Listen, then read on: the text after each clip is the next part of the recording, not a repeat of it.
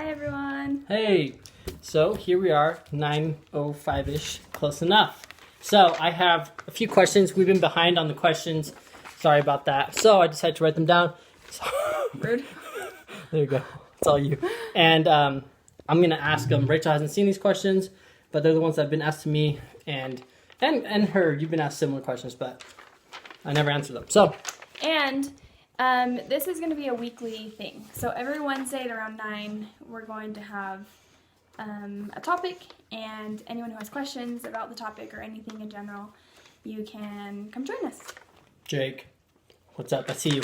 Okay, so biggest difference between competition prep and regular working out?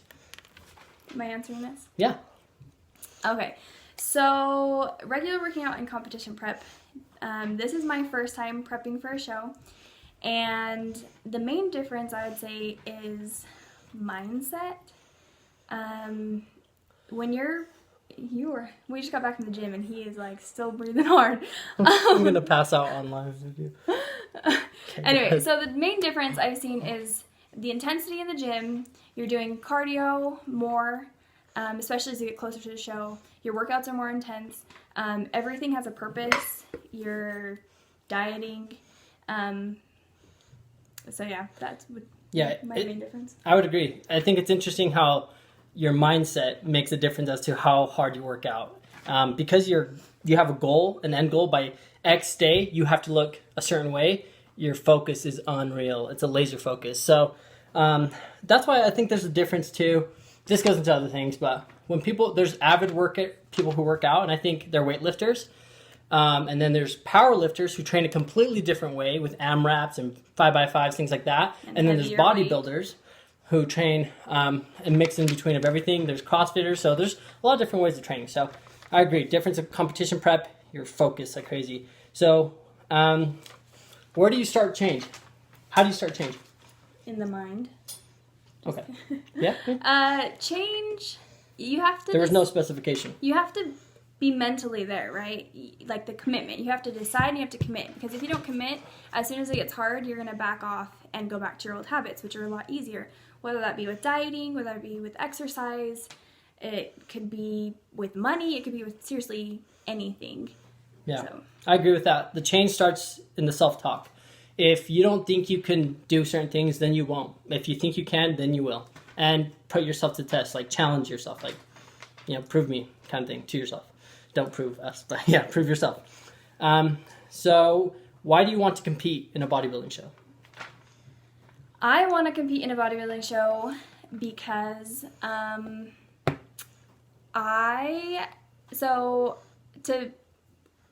I say it? Challenge my negative self-beliefs that I've had for a long time. I had told myself that I was a certain way for forever and that I was just born that way. And then, lo and behold, I start lifting and I gradually start to change. And I want to see where I can take my body. I want to see what I can do with my mindset and kind of prove myself that these limiting things that I used to believe my whole life were totally false. So that's me. Yeah, I agree. I think if you want to test your determination, you want to test your mental capacity, do a bodybuilding show or do a powerlifting meet or something like that, CrossFit show competition. That will truly test you. It definitely helps with discipline. You get a lot of practice and it's hard. So what has been the hardest part of getting ready for a show? Hardest part is kind of that discipline, like I was saying. You have to eat a certain amount, whether it's like meal plans or if you're doing macros, and sticking to that. That's been hard for me, is just like sticking to the meal, because sometimes I want cereal and I can't eat cereal and stuff like that. And then going to the gym, even though I don't feel like it, it's just something that you do because it's a habit and you have a goal and you're going towards it, and that's where the discipline kicks in when, I guess, motivation ends. I agree with you. Okay, I'm not going to answer that. What are your favorite muscle groups to lift or perform? You go first. When I have abs, I love lifting abs because you can feel them and like they're fun. I love training triceps. And even though I don't have the best triceps, I love training triceps. And then I would have to say the death feel after like chest day or leg day. So everything. Yes. What about yourself? My favorite thing is definitely back. It's always been back and shoulders. I really like working on shoulders. Okay. So what are your top 3 tips for handling stress you can't control? That's a good one. That is a good question. Handling stress you Thank can't you. control. One thing we've been practicing a lot lately is positive things, whether it's being like practicing positive self-talk, listening to positive podcasts or books. I really like meditating, just like slowing down your breathing and controlling kind of what's going on in your head.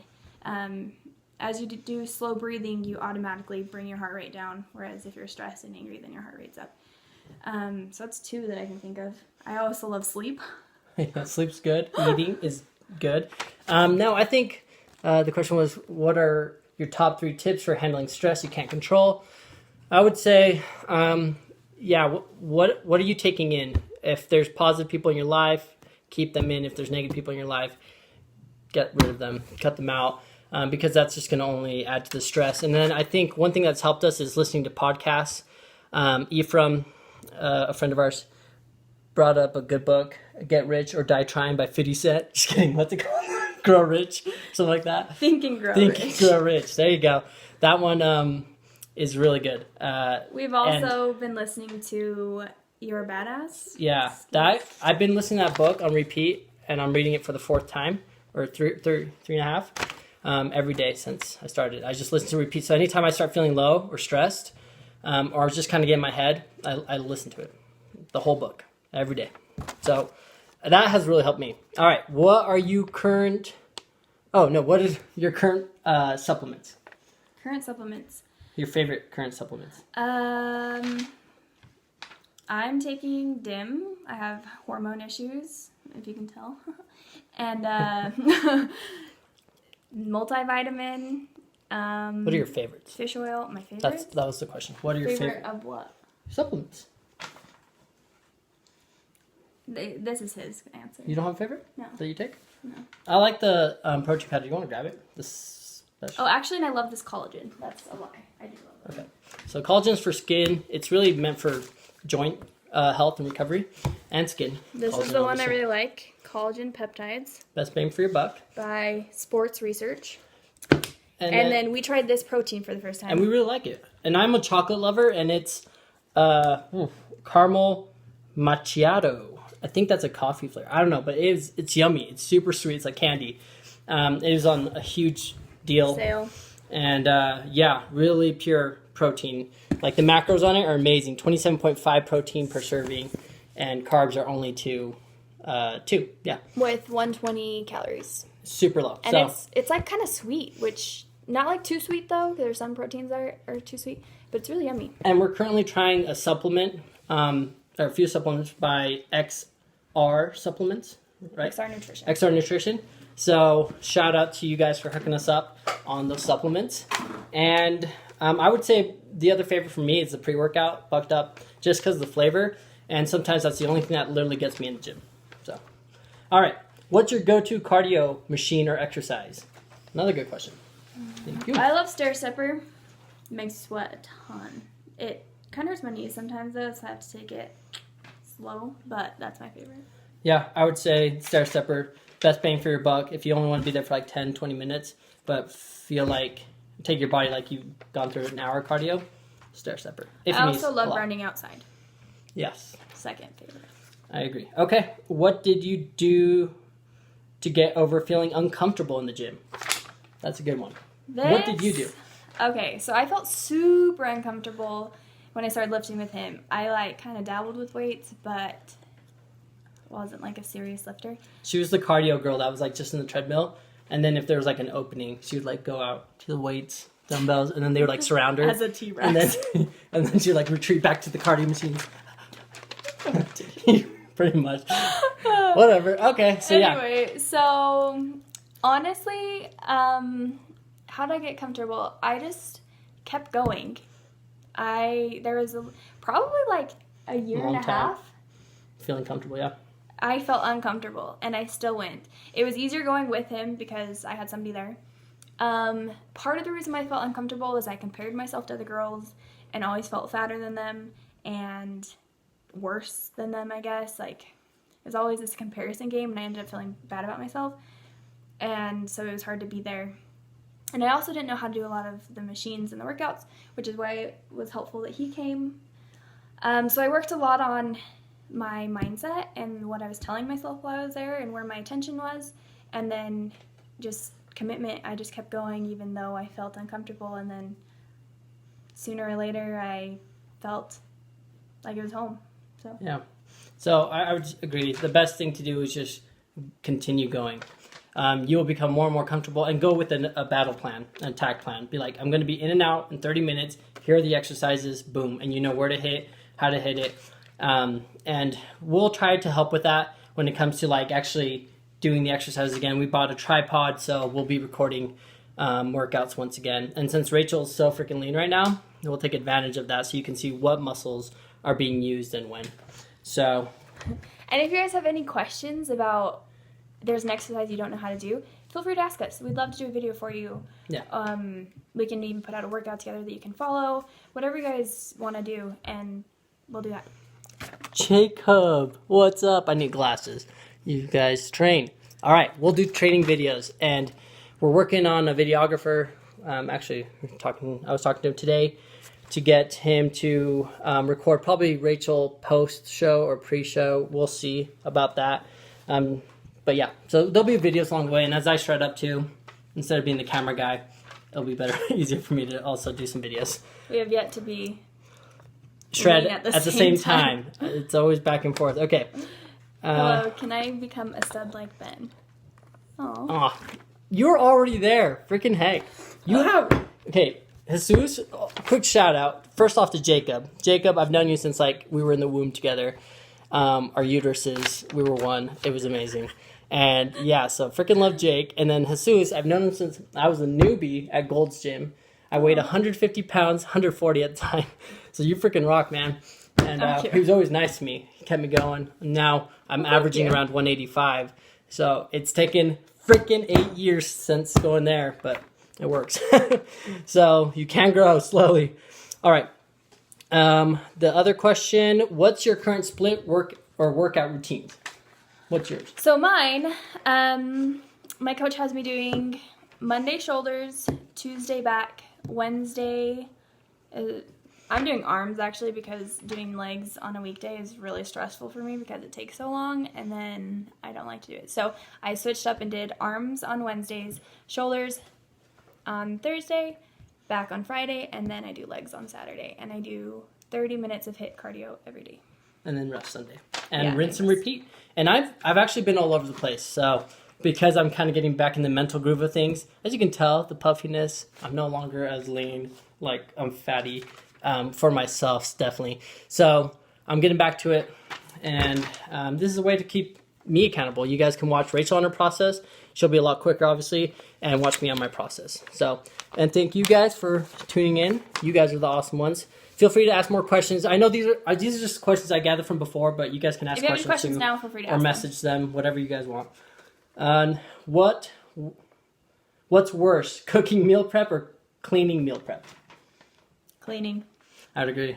There's so much Tupperware. If we were to show you, can you grab a stack? No, there's like stacks on stacks. Anyways, there's so much meal prep, it's unreal. We do dishes. And Tupperwares and, and giant Tupperwares, little Tupperware. I actually really like cooking, so how I do it is I get a couple of meals and I cook for 3 or 4 hours, just because he eats like a horse.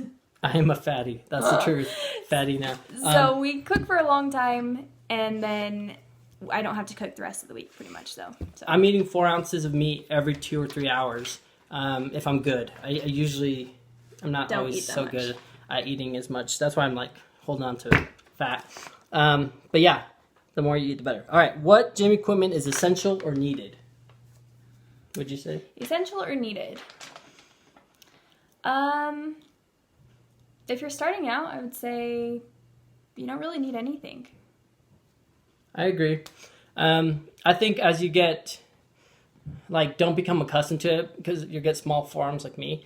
But as you get like used to training and mental connection with the muscle groups, wrist wraps are really good. So you can save your energy on a back pull and, on your biceps, so you can actually use your back muscles. I'd say as you start going and get more comfortable and your form gets better, then you start upping the weight, right? And then that's when like wrist wraps and definitely Maybe like a squat belt. belt become very handy. Also for girls, I really like booty bands. Booty bands are good. I've done squats on them. Nona! What's up, La Nona?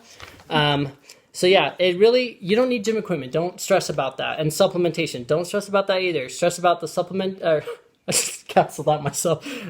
Worry about the eating, What the you're sleeping, eating. and Yeah. the stress. I would say those are the three biggest things, and then make sure you're working out. So the next question, when do you know to switch up your diet? Actually, this one's still kind of hard for me, but I would say when first of all, this happened to me not very long ago.